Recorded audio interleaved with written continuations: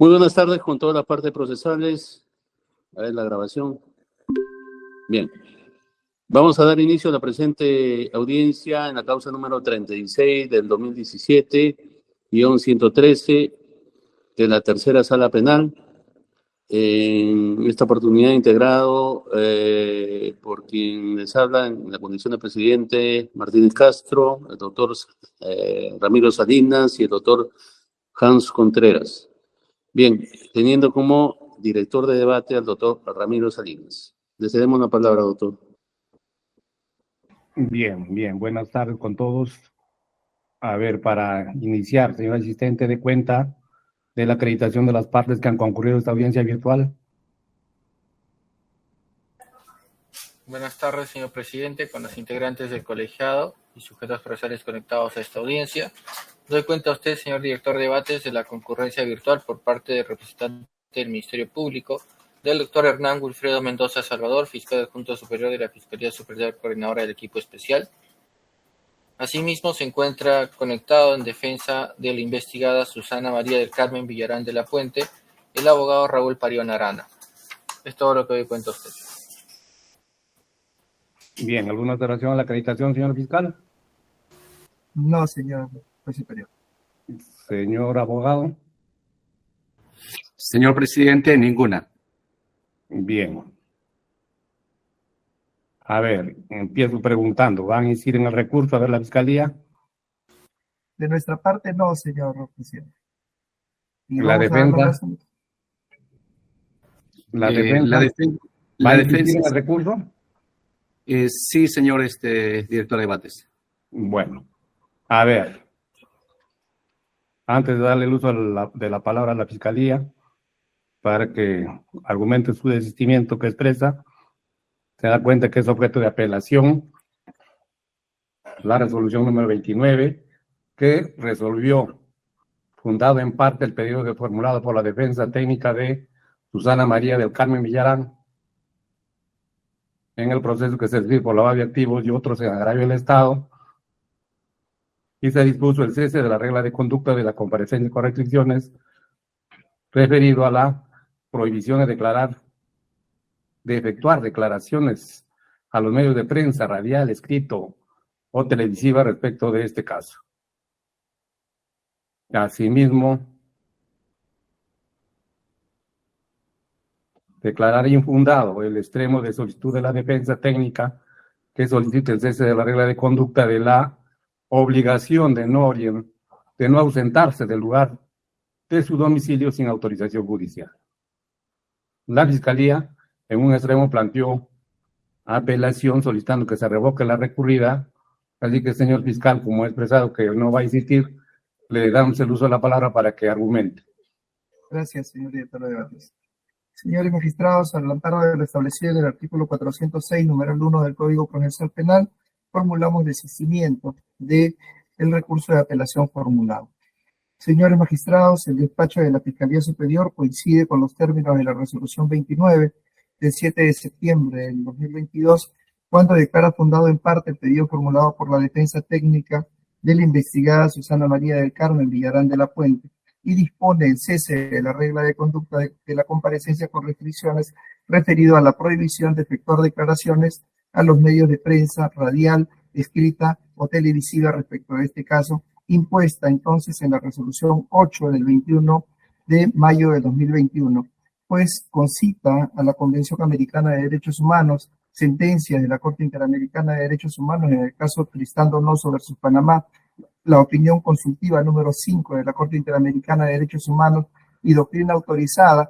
El señor juez de la investigación preparatoria concluye que aquella restricción no puede mantenerse en el tiempo porque la reserva, que es propia de la etapa de la investigación preparatoria, ya concluyó en este caso.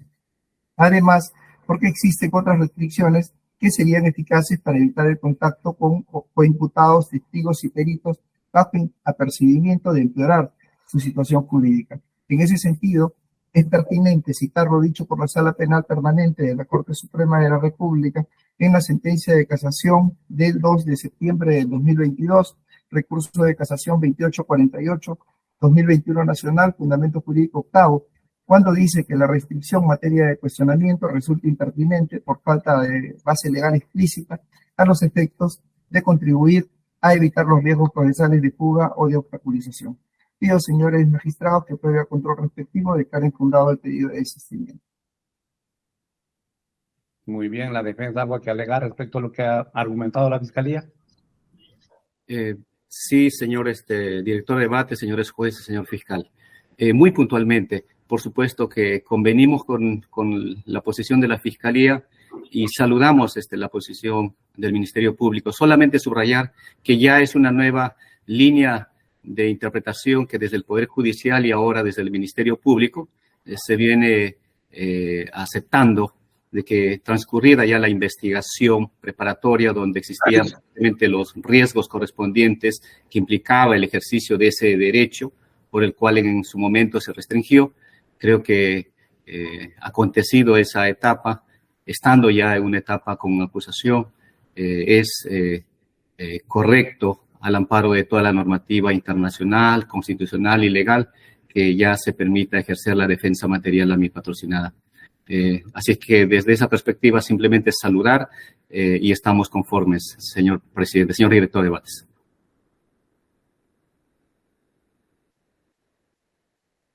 Muy bien, como tenemos otro extremo y ya la defensa ha señalado que va a insistir, la resolución del desistimiento saldrá junto a la resolución que se va a emitir respecto del otro extremo de la impugnación. A ver, la defensa de la investigada Carmen Villarán de la Puente o Susana Carmen Villarán de la Puente impugna otro extremo de la resolución antes señalada y solicita la revocatoria. Indica como agravio vulneración de principios de proporcionalidad, provisionalidad y temporalidad de la medida de comparecencia con restricciones, infringiendo la regulación del artículo 253 del Código Procesal Penal. Señor abogado, tiene 7 minutos para sustentar oralmente su recurso impugnatorio. Le escuchamos. Muchas gracias, señor director de debates. Señores miembros de la sala, muy puntualmente, esta defensa solicitó ante el juzgado de las diversas medidas de restricción de libertad que tiene mi patrocinada, que se levanten dos. Una ahora es la que va a ser objeto de debate, que es solicitar la autorización del juzgado para poder salir del lugar donde ella actualmente domicilia. Ese ha sido el concreto del pedido. El señor juez ha denegado el pedido señalando que no hay una afectación grave a la libertad de tránsito y dos, que no habrían variado las condiciones que motivaron su decisión. Esos dos fueron los argumentos o razones. Lo que quiero presentar a consideración de esta sala es la información que en su momento fue debatida y no fue valorada adecuadamente por el señor juez. Señores jueces, en esta investigación mi patrocinada tiene investigada y restringida su libertad ya por más de 57 meses. Creo que es un tiempo bastante extenso que hace que esta restricción de libertad, al menos esta, pueda ser ya levantada. Porque además sí ha variado las condiciones que motivaron su decisión. Justamente una de ellas ha sido que durante todo este tiempo, más de 3 años, claramente más de 3 años, se ha llevado adelante la investigación preparatoria y ha concluido esta.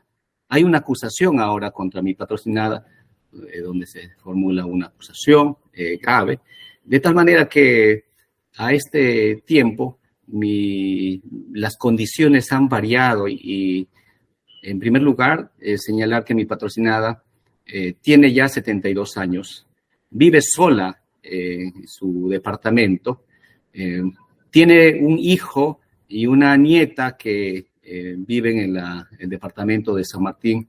Ella quiere trasladarse. Por su edad también está acudiendo a centros médicos con bastante regularidad y solicitar los permisos correspondientes siempre han supuesto desde la Fiscalía en primera instancia una oposición a cada pedido que se hace.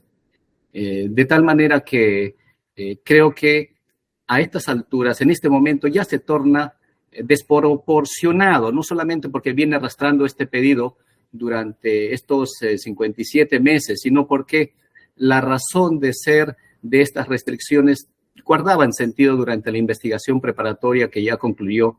Pero además de eso, rige, y nosotros no nos hemos opuesto, la medida de impedimento de salida del país, y dos, acudir mensualmente al control judicial correspondiente, medidas que hemos respetado a pie puntilla, sin ninguna observación por parte del Ministerio Público. Es más, el Ministerio Público incluso en primera instancia ha saludado que mi patrocinada ha cumplido desde siempre todas las reglas de conducta. Es decir, se puede decir que tiene una conducta procesal adecuada en este caso.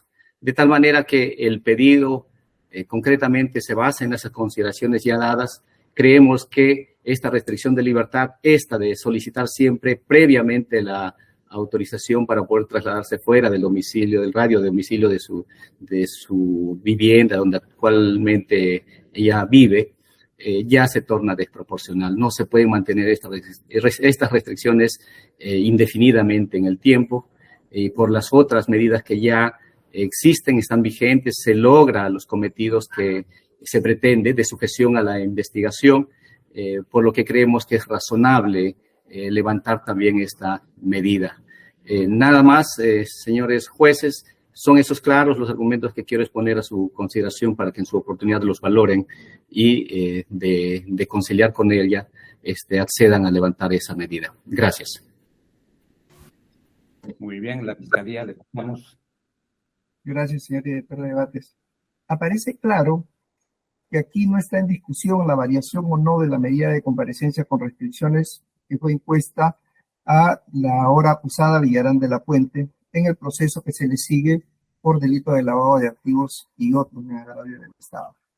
Aquí el objeto de discusión es la exclusión o no de una determinada regla de conducta impuesta a consecuencia de la comparecencia con restricciones. En específico, la obligación de no ausentarse del lugar de su domicilio sin autorización del juez. Restricción que fuera aunada a las que con anterioridad se habían dictado con motivo de su detención domiciliaria. Esto al declararse infundado el requerimiento de prolongación de aquella medida según resolución 8 del 21 de mayo del 2021, en cuyo fundamento jurídico sexto, como parte del razonamiento decisorio, se toma nota de la defensa material de la procesada Villarán de la Puente, quien en aquella ocasión pidió que con una medida menos gravosa se le permita participar más activamente en los procesos en su contra. Hasta aquí resaltar que esta restricción fue impuesta en mayo del 2021. Si lo solicitado, entonces, por la propia acusada ahora, Villarán de la Puente, de contar con una medida menos gravosa que le permita participar activamente en el proceso, fue admitido por el señor juez de la investigación preparatoria, que ocurrió hasta el 22 de junio del 2022, en que solicita se levante aquella restricción. Según postula, es porque acata una orden de impedimento de salida del país, cuenta con más de 72 años de edad, necesita, dice en sus escritos, atención de sus familiares directos e indirectos que radican en el interior del país. Sin embargo, más allá de que la orden de impedimento de salida del país es una medida que tiene un propósito diferente, y también las otras restricciones, como concurrir o dar cuenta de sus actividades cada cierto tiempo, el señor juez de la investigación preparatoria anota en la decisión impugnada que no se evidencia una afectación de mayor intensidad a la libertad de tránsito cuando se requiere autorización para su desplazamiento, sin que, en los términos del artículo 253, inciso 2 del Código Procesal Penal, la defensa aporte o hubiera aportado dato o elemento de convicción que posibilite activar una modificación o el cese de esta restricción. Máxime, dice el señor juez, si existe ya un requerimiento acusatorio. A decir de la defensa de Villarán de la Puente, la resolución adolecería de análisis de los principios de proporcionalidad, provisionalidad y temporalidad, porque no se valora la situación personal y familiar de su defendido. Lo que no dice es que, por ejemplo, su edad fue un factor importante a considerar al momento de imponerle detención domiciliaria y que, como lo dice también el señor juez de la investigación preparatoria en la resolución que se recurre, no acompaña elemento de convicción alguno que permita inferir una grave afectación objetiva a los derechos como la libertad de tránsito y su derecho a la familia que reclama. Es más, según la defensa, se limita la autorización judicial únicamente a casos de urgencia y necesidad. Pero, señores, omite informar, por ejemplo, que el órgano judicial, precisamente en atención al derecho al libre desarrollo familiar, le autorizó ausentarse del lugar de su residencia, por ejemplo, entre el 10 y el 17 de agosto del 2022 para dirigirse a la ciudad de Oxapampa para visitar a su nieta menor de edad. Es decir, aunque en efecto han transcurrido casi 2 años desde que se impuso la restricción que cuestiona, no precisa en qué medida mantener esta restricción le impide el ejercicio de ese derecho. Por último, esta sala penal ha tenido oportunidad de pronunciarse acerca de la vigencia de esta restricción en diversos casos. Uno de ellos, de reciente data, es la resolución 13 del 12 de abril del 2023, recaída en el expediente 3-2017, incidente 81, caso Luis Miguel Casilla Rubio, donde dice esta sala: la regla consistente en la obligación de no ausentarse de la localidad en que reside sin autorización judicial regulada en el artículo 288, inciso 2 del Código Procesal Penal, sirve para tener sujetado al imputado, al investigado en este caso, al proceso penal que se viene realizando en su contra. Con esta restricción, se dice, se busca evitar cualquier forma de eludir la acción de la justicia o cualquier perturbación en la actividad probatoria por parte del imputado. Cuando la autoridad fiscal o judicial dispone la participación del imputado en una diligencia, aquel o aquella debe estar disponible para tal efecto. No tener esa restricción hace posible que se pueda alejar del lugar del proceso y no sea encontrado para participar en las diligencias programadas. Señores jueces, en el caso de la acusada Villarán de la Puente, se tiene establecido, por ejemplo, que ante el permiso solicitado por razones familiares, el señor juez de la investigación preparatoria lo ha otorgado, y se tiene establecido también que es la única forma, la única restricción que posibilita su concurrencia y su ubicación en los lugares que se requiere para efectos de su arraigo al proceso. De modo que para esta Fiscalía Superior no hay afectación grave a los derechos que invoca la defensa y, por tanto, no resultan amparables y debe ser declarado infundado su recurso de apelación. Muy bien, señor abogado, 3 minutos para réplica. Gracias, señor director de debates. Puntualmente, respecto al argumento señalado por el fiscal, también señalado, por cierto, como fundamento del juzgado, es que no se habría presentado evidencia que corrobore que es innecesaria la medida. Sí hay un elemento fundamental y objetivo, reconocido en cambio por el mismo juez para declarar fundado la otra pretensión, que es que ha cambiado las condiciones claras de esta investigación. No estamos más ante una investigación preparatoria. La investigación ha concluido y con ella sus fines y con ello las razones que legitiman la restricción de libertad en sus diversas dimensiones y aspectos. Entonces sí hay una evidencia objetiva. Segundo, tampoco está en cuestión la negación por parte del Poder Judicial al pedido que hayamos hecho en su oportunidad para trasladar, justamente siguiendo y acatando lo señalado por el Poder Judicial, la vez que mi patrocinada tuvo que trasladarse al interior del país a visitar a su hijo y a su nieta, solicitamos el pedido.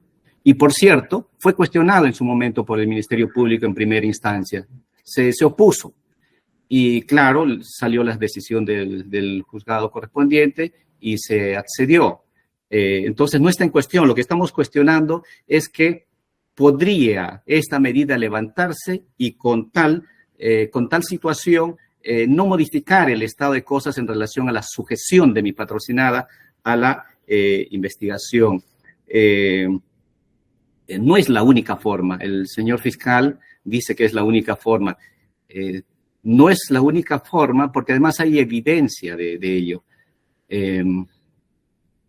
Es que mi patrocinada viajó, regresó, se reportó, informó de sus actividades.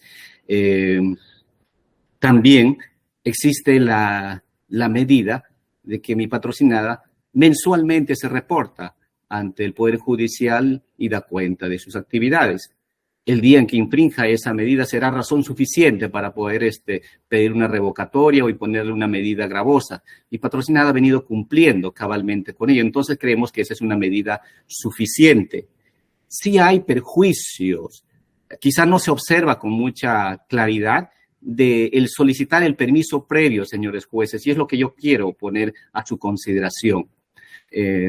Más allá de la situación de que tiene que desde principio, desde razones jurídicas, dicen que estas medidas restrictivas de libertad no pueden extenderse en el tiempo, no son ad infinitum, tienen un tiempo razonable. Ya concluyó la investigación.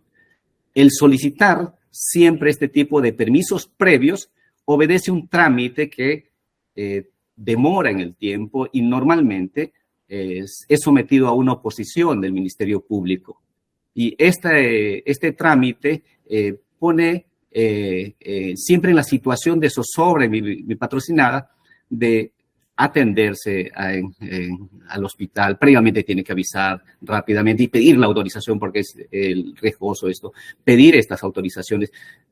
Con buen tino el Poder Judicial siempre las ha cedido, pero es el trámite. ¿Se justifica? Creo que no se justifica mantenerlo en el tiempo.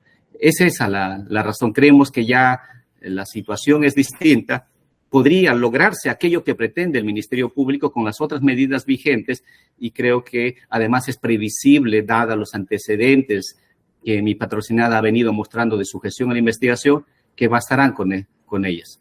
Nada más, señor director de debate, señores jueces. Gracias.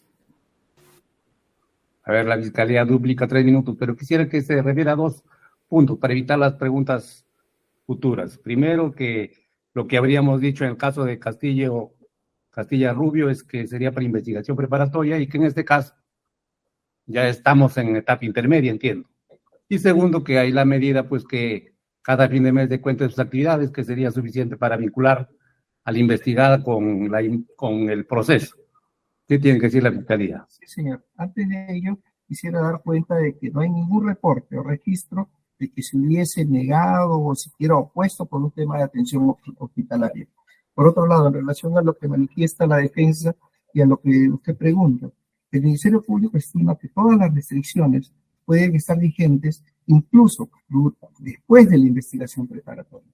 No necesariamente aquella es para efectos de esa etapa del proceso. Con mayor razón se requiere una sujeción de aquella durante una etapa como es la que se está llevando a cabo, que es la etapa intermedia que estamos a postrimería de un juicio oral. Así que ello consideramos nosotros debería tomarse en consideración, tanto más si los hechos por los cuales se vincula la investigada a esta investigación son graves y se está requiriendo una sanción muy drástica.